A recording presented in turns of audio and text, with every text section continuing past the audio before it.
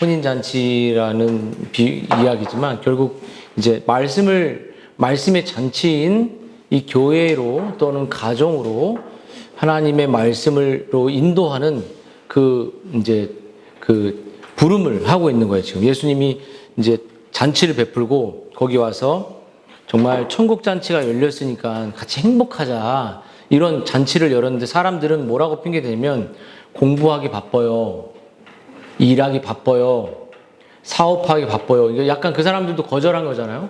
근데 어떤 사람은 그냥 온 종들을 그렇게 초청온 사람들을 죽여버렸어요. 그러니까 모습은 같아요. 아주 강하게 하냐? 강하게 거절하냐? 아주 부드럽게 거절하냐? 핑계가 많잖아요. 그러니까 가족들에게 복음을 전할 때도 나 자신의 생각을 얘기하고 또 그런 것처럼 오늘 이 혼인잔치는 되게 이상한 혼인잔치죠. 근데 이 혼인잔치에는 뭐가 나타났냐면 오늘 예수님이란 이 교회의 구원의 잔치로 오늘 시온이와 가온이와 가이와 또 바른길 교회 식구들을 부르고 있다는 거야. 부르고 있어.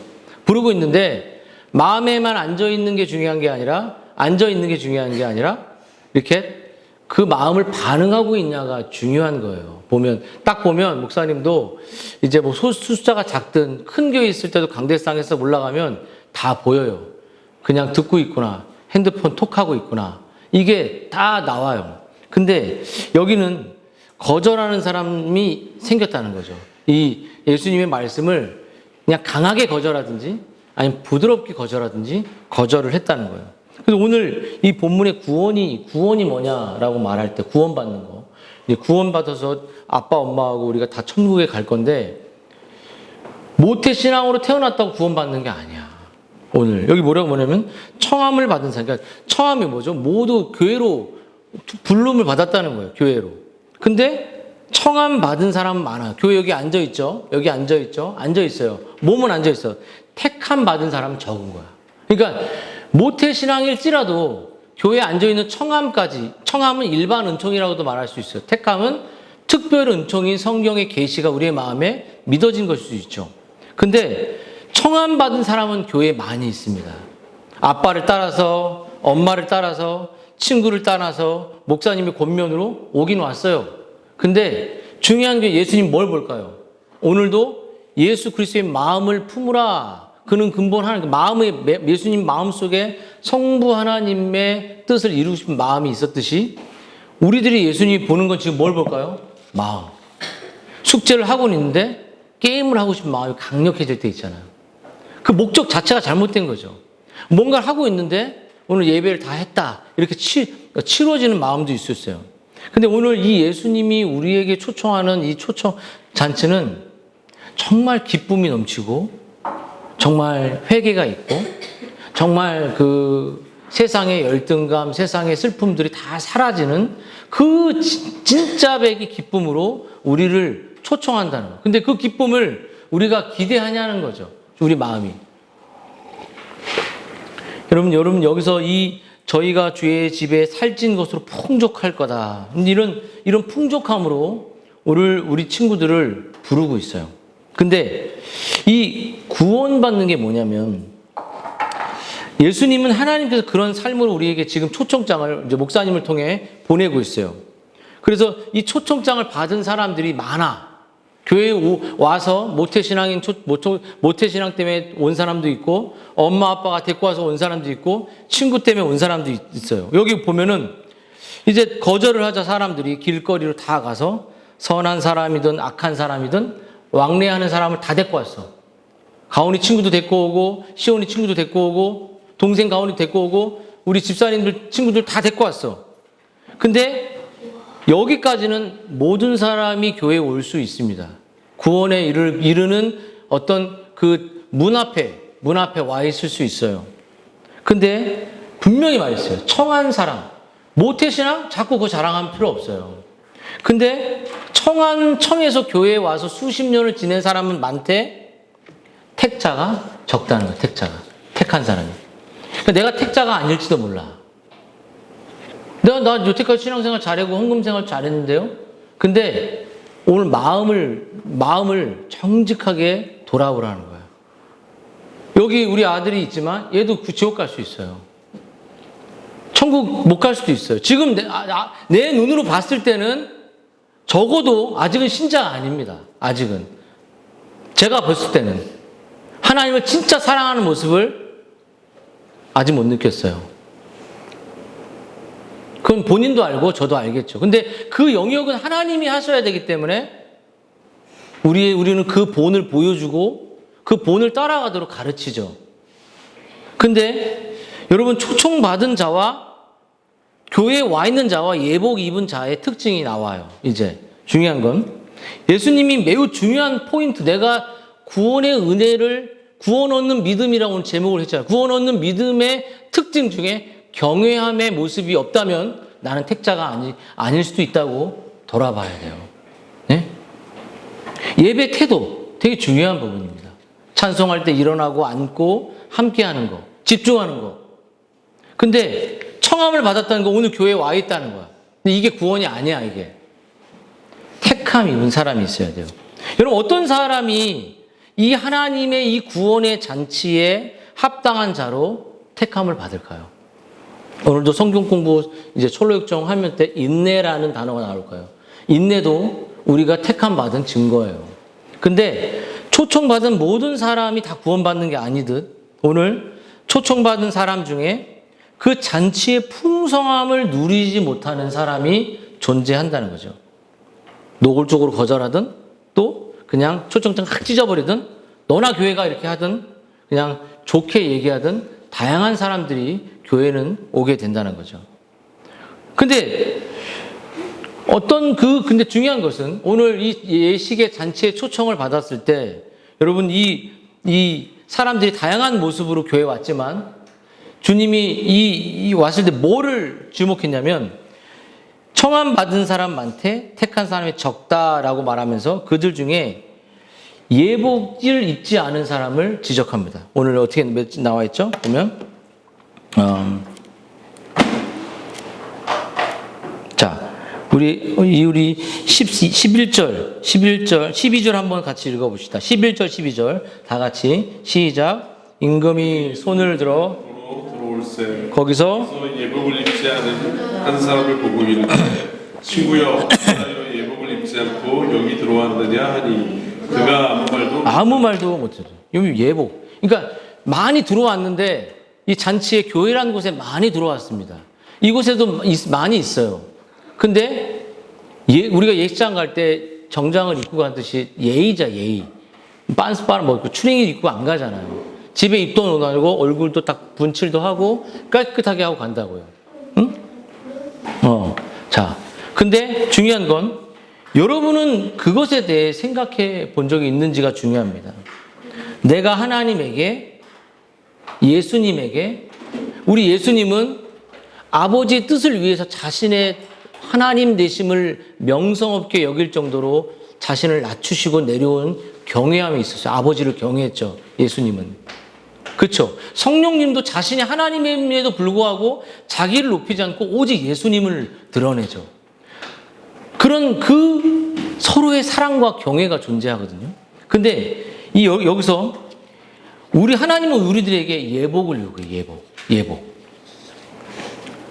여러분, 제사장들이 하나님 앞에 나아갈 때 예복을 입고 나아갔던 것처럼 예복은 뭐냐면 하나님을 경외하는 마음입니다. 경외.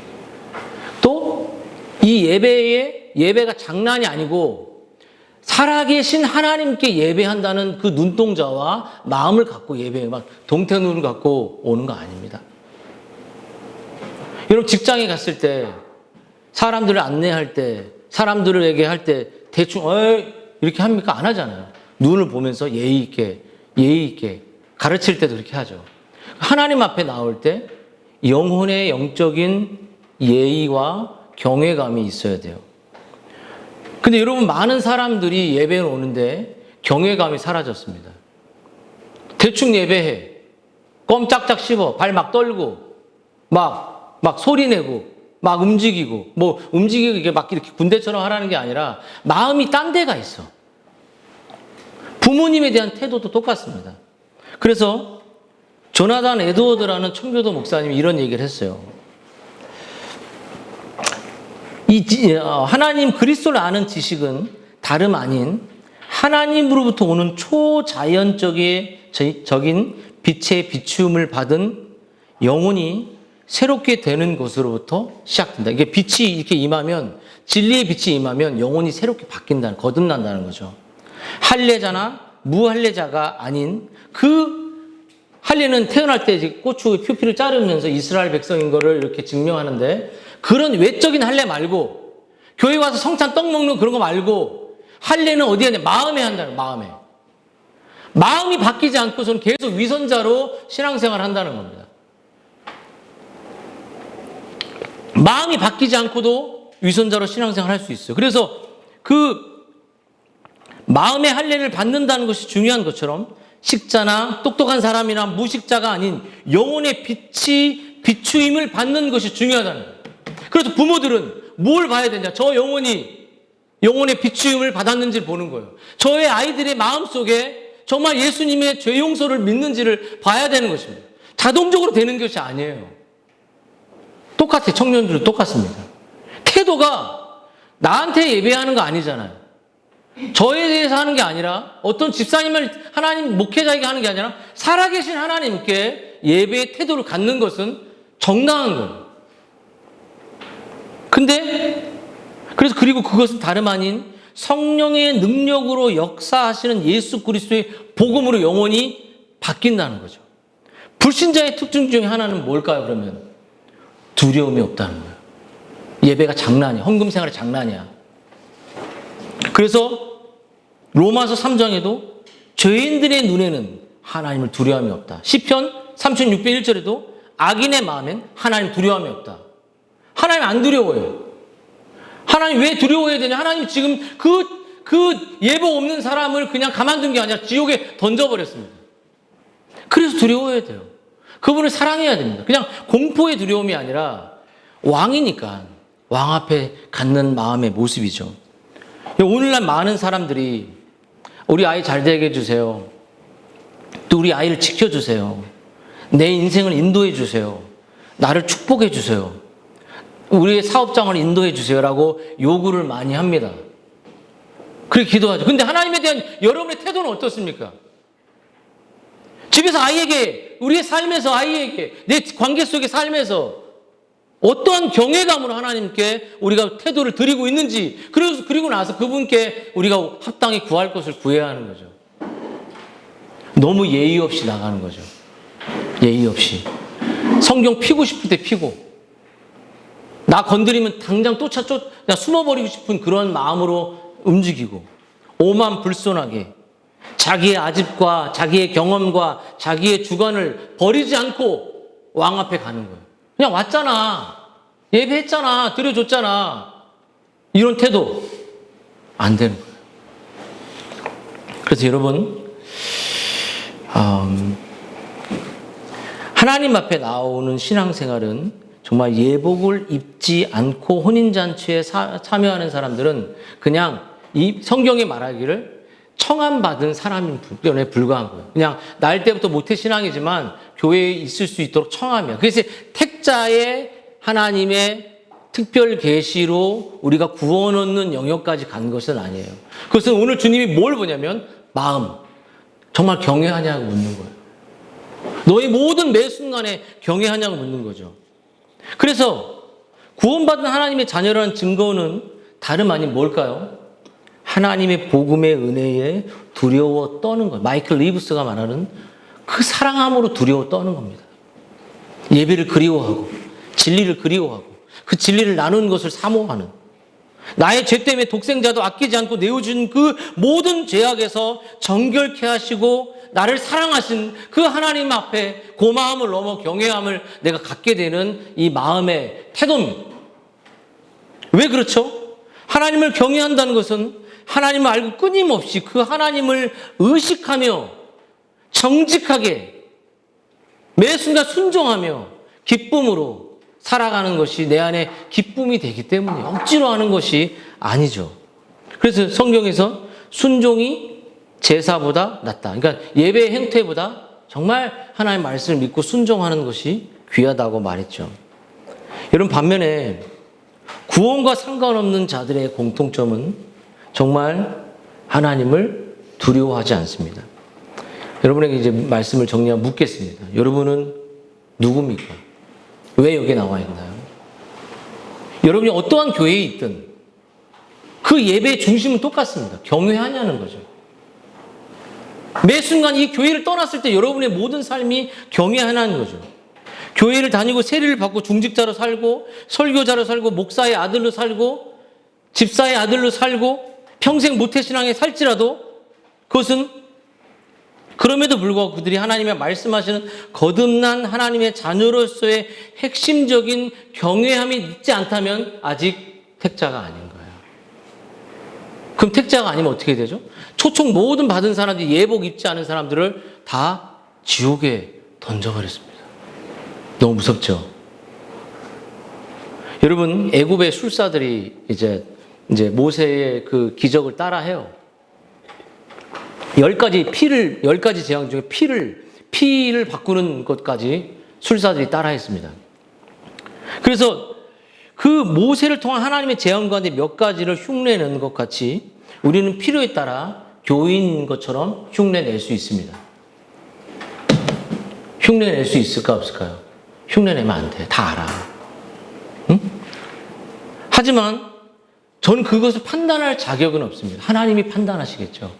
근데 흉내내면 경건은 없습니다. 흉내내면 그 어떤 힘과 파워가 영적인 것이 없어요. 여러분, 하나님을 경외하는 것은 애굽의 술사들이 흉내낼 수 없는 오직 하나님만이 친히 영혼에 심으신 영생을 가진 사람들이 나타내는 경건의 힘이었습니다. 여러분 자신을 돌아보십시오. 정말 경외하는지. 이것을 흉내내는 것은 자녀들도 다 알 거예요.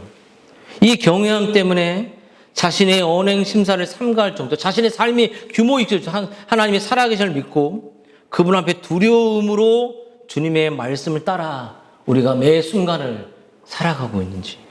이 경외함은 우리들의 삶에 어떠한 모습으로 나타나고 있습니까? 정말 그 경외함이 어떻게 예배 속에 나타나고 이 교회를, 가정과 교회를 섬기는 게 나타나고 있습니까? 여러분의 남편을 바라볼 때, 여러분의 아내를 바라볼 때, 여러분의 그 지체들을 바라볼 때, 자녀들을 바라볼 때 정말 경외함으로 복종시키고 가고 있냐는 것이 성경의 감독의 직분이기도 했죠. 그럼 여러분 이제 잘 들어요. 이제 경외함이 없으면 택자가 아닌 거야. 경외함이 없으면 교회에 이 청함을 받았다는 건 다 교회에 왔다는 거야. 되게 많이 왔어. 거기에 택함 받은 사람들은 적은 거야. 하나님의 선택받은 사람들은 삶의 태도가 다릅니다. 그래서 예복이 없는 지금은 문제가 되지 않아요. 지금은 예복이 없어도 그냥 교회 생활하는 것 같아요. 나도 똑같이 술사들처럼 흉내낼 수 있어요. 근데 여러 손님들 사이에 끼어있고 교회의 조직 안에 끼어있고 제도 안에 끼어있고 이게 이래서 티가 안 날 수 있습니다. 근데 몇 명 없을 때 더 많이 티가 나는 거, 사람들은 그래서 그 대형 교회로 몰려가고 백화점처럼 왔다 쓱 몰려가는 종교 생활을 하게 되죠. 여러분, 우리가 하나님을 향하여 어떠한 마음을 가지고 예배를 드릴 때 어떠한 마음을 가지고 여러분 살아왔을 때 주님은 물을 겁니다. 친구요, 우리 사무엘에게 친구요, 세리에게 친구요, 어찌하여 예복을 입지 않고 여기 왔느냐? 나에 대한 경외함이 없이 여기 왜 왔느냐? 나에 대한 예배에 대한 말씀에 대한 믿음에 대한 경외함이 없이 여기 왜 계속 일상을 살아가느냐? 그리고 여기 본문에 말하기를 육은 뭐예요? 말을 못해요. 왜냐면 마음으로 하나 사랑하지 않았으니까. 예복이 없어요. 그 두려움에 떠는 사랑하는 마음이 없는 거예요. 근데 그때는 후회해도 시간이 없습니다. 천국문이 닫혀버리는 거예요. 그래서 우리들은 해야 될 것은 아이들에게 저 아이들의 신앙이 진짜 하나님을 경외하는지 하나님을 사랑하는지를 끝없이 돌아봐주고 그 모습을 보여주는 역할들을 우리는 해야 되죠. 우리 구원이 우리에게 있지 않으니까. 구원은 하나님께 있고 그리스도께 있으니까. 여러분이 어떤 옷을 입고 이 자리에 계신지 돌아가요. 우리 성경 공부할 거고 또 나눔할 거고 교만이란 옷을 고집이란 옷을 입고 있지 않고 오직 예수 그리스도의 은혜의 옷, 용서의 옷을 덧입고 그분이 나를 누구보다도 사랑하시고 나에게 그 의의 옷을 덮어주시며 나와 천국 잔치에서 풍성하게 누리고 싶어하는 주님의 경외하고 사랑하는 마음으로 여러분이 오늘도 예배하고 또 몸된 교회를 섬기고 가정을 섬기고 세상에 나아가 그러한 그 하나님의 자비의 잔치의 풍성한 꼴을 근데 하나님이 예비한 예복을 입은 자들에게 풍성한 살찐 것을 먹이시거든요. 입히시고 먹이시고 돌보세요.